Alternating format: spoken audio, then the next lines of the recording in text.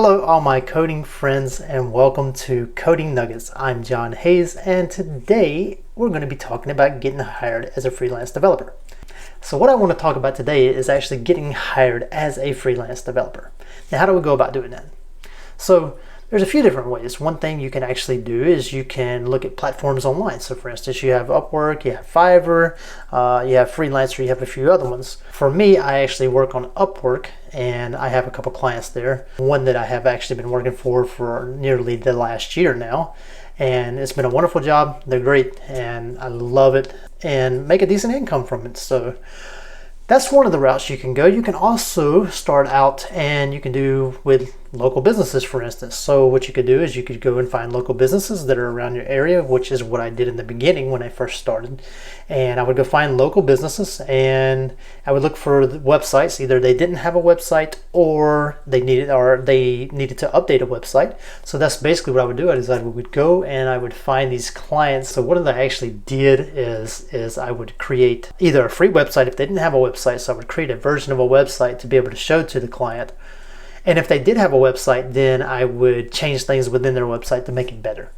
And once I got that done, then what I would do is I would take that website, I would present it to them and say, this is my proposal, and this is what I have to offer you. Like I said, upgrade their websites to make them better, so making them more professional, maybe make them stand out a little more, or you can go and create a completely new website for a business that may not have one. The next thing you can do is you can actually start out with family, for instance, and that works out really well because then you can add that to your portfolio, but we'll get to that next. So that's one of the other things you can do. And then finally, like I said, you can do online platforms, which is what some people intend to do now. It's what I like to do. The next thing you'll do is show and tell, because who's going to want to hire someone who doesn't have any work to show? Now, if you're starting straight out of, like, say, a boot camp or straight out of college or something like this, maybe you don't have any work. So what do? You go and make side projects. And then you can take those side projects, you can put them on your portfolio. It doesn't have to be for you don't have to have a client, but you need to have something that you can show to a prospective client. So that way, they will look at you and say, okay, I would like to hire him over this other person, or I would like to hire her over this other person because of their work. Maybe the work is better, or maybe they just like you as a person. Just be transparent. I think that's the best thing to do. A lot of people say hype up your work. I'm wishy-washy on that. I think that it is a good thing to maybe don't lie about your skills. Don't lie about what you can do. Don't lie about any kind of work or anything like that, because you don't want to put that image out there. But one thing you can do is not tell about it. So for instance, what you'll hear a lot of people say is when they're actually trying to get a job, they'll say, okay, this job requires, you should know PHP, you should know Python, you should know JavaScript. With JavaScript, we want you to know React, we want you to know Vue.js, we want you to know, all these different frameworks. And nobody's going to get a one-stop shop for everything. What you can do is you can reach out, because maybe they're just looking for a wide variety of talent. Maybe they're looking for somebody, they're not looking for somebody that knows all these things. They might be looking for one specific talent like JavaScript, or maybe they're looking for somebody that knows PHP, or maybe they want somebody that's a Python developer, and they just put all those things in there to kind of capture as many people as they can. And then they can sort through the applications or resumes, CVs, and then figure out who they want to contact for interviews. So basically, back to point number 2, show and tell. You want to have work, whether that's side work or whether that's client work, and you want to add those to your portfolio. Once you decide on the platform or decide how you're going to go about finding the clients, whether that's through, as we said previously, through referrals or local businesses or through Upwork, the next thing you're going to want to do is you're going to want to reach out to those businesses. If you don't have the portfolio, make sure you take care of that. Make sure you actually have something to show those businesses, even if it's creating a little side project, just so you have something. Okay, so before we actually move on and talk about proposals and actually getting contacts, what I actually want to do is just briefly touch on what you should do if you have multiple projects. So if you've actually been doing side projects for a while and you have a lot of projects, or maybe you have client work that you've done for a while, what you actually want to do is you want to take your best work Okay, the best thing that you have done.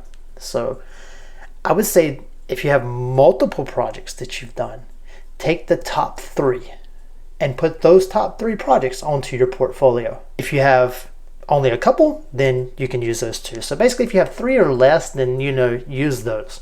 But if you have multiple projects, take your top 3 best and put those on your portfolio. Now, the last thing that you'll want to do after you have your platform or how you're going to actually get the clients figured out, and then you have your portfolio together with a couple projects or your top 3 projects, as I said, then you want to actually get your proposals together. You want to figure out exactly how long it's going to take you to do a project. Just make sure that you understand a general time frame of how long it's going to actually take you to do that. So if you're going to be doing just a overhaul of a front end, of maybe one web page, then that's not going to take so long. So you can kind of understand how much you can charge on that based on the time. So basically say, I say, okay, it's going to take me an hour to redo this web page. Okay, so if it's going to take me an hour, what do I want to work for an hour? If I'm just starting out, maybe I want to do $15 an hour. Maybe I'll do it for $10 an hour. Just make sure that you understand a general time frame of how long it's going to actually take you to do that. So if you're going to be doing just a overhaul of a front end, of maybe one web page, then that's not going to take so long. So you can kind of understand how much you can charge on that based on the time. So basically say, I say, okay, it's going to take me an hour to redo this web page. Okay, so if it's going to take me an hour, what do I want to work for an hour? If I'm just starting out, maybe I want to do $15 an hour. Maybe I'll do it for $10 an hour. But if I've actually been already doing this and I've got some clients behind me, well then I might want to charge $15 or $20 an hour to actually do that. Maybe you're doing a full overhaul of a site to where you're doing multiple pages, and that's going to take you multiple hours. Maybe you want to jump up and say, okay, well this is going to take me some time. I want to work for $20 an hour, $25 an hour, and then once you get some more experience, then you can start charging higher prices. You can go up to $50 an hour, or $25, $35, $50 an hour, or whatever you want to go to. You kind of set your own prices. So basically, once you have a proposal together, you submit it out. How much money you're gonna how much you'll do the project for, whether it's fixed rate or whether it's an hourly rate, and that's it. Either they're going to contact you back or they're not. If they don't contact you back, move on to the next person. Look for another somebody else, and basically it's like a numbers game. You just keep going. You keep putting out you keep making your contacts, keep putting out your proposals, and eventually somebody's going to come back. The best thing to do is to continuously be continuous with this, always putting out your contracts, always making your proposals to different clients that you would like to work with, and eventually they're going to contact you back. Some aren't going to work out. Sometimes you're gonna talk to them. You might talk to them. You might do an interview, for instance. And then they say, okay, well, great, we like you. You do another interview, and then they're like, great, we like you. And then you go to do another interview, and then they're like, okay, we're not gonna hire you, or you don't hear back at all. Like this has happened to me. I don't know how many times. Like I've done a couple interviews, and then nothing. Like that's it. Yeah, move on to the next. It doesn't matter, there's plenty of jobs out there. You're gonna find something.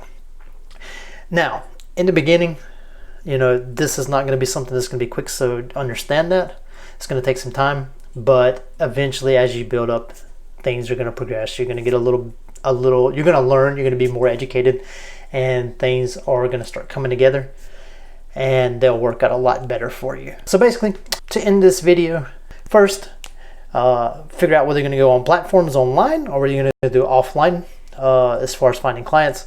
Once you figure out where you're going to find your clients, make sure that you have a portfolio put together with at least one project or your 3 top projects, and then finally make your proposals.